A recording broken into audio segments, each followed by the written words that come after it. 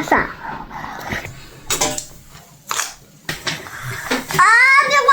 Hey guys, magandang gabi po sa inyong lahat. So, kain na po kami, no? Nagluto ako dito ngayon ng Mama Liga. Ayan.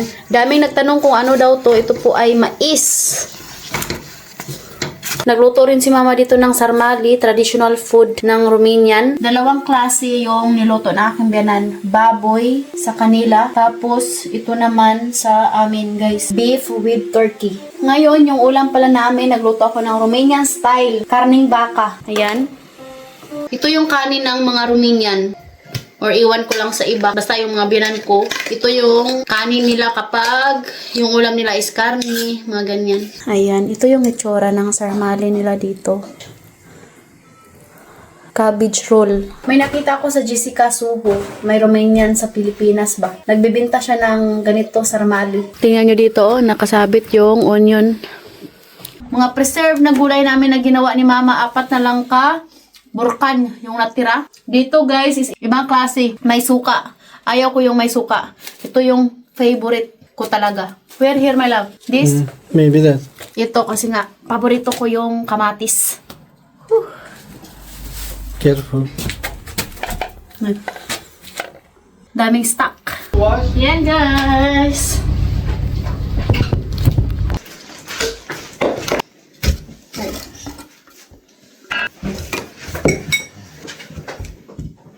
What is your favorite here, my love? Carrot. Carrot? Carrot. Tangkal. Yeah. Your favorite is this? Ang sarap. Tamang-tama lang yung timpla. Carrots yung favorite ni Happy. Yang sili na yan, guys. Huwag mo yung kainin. Sobrang anghang yan. This is very spicy. So, ngayon, ibalik na natin itong takpan. Meron pa pala kami natira ditong barbecue kagabi. Kaya pala hindi kumain yung mga biyanan ko kasi nga, nag-fasting sila. Dahil sa kanilang religion, ganyan yan sila. Yung mga anak ko, sana ito sila kumain ng Filipino food at saka Romanian food. Kahit umuwi kami ng Pilipinas, wala din silang problema kasi nga kumakain din sila ng ating pagkain. Gusto daw ni Edie kumain ng sarmali. Hi, Edie. Sa mga was amin. Amin.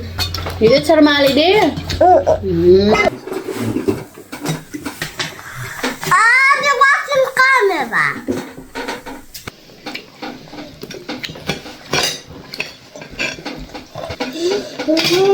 Ayan.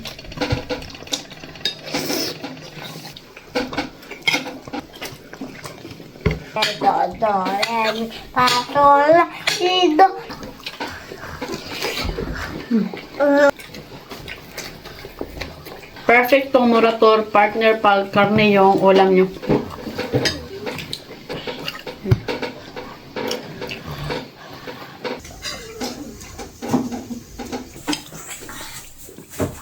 Oh, nice.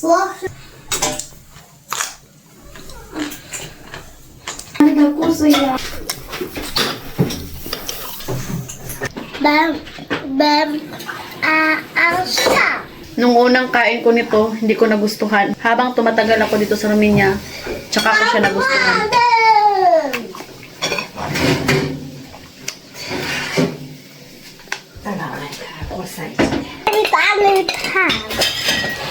Asa? Mama ko. Limit kami.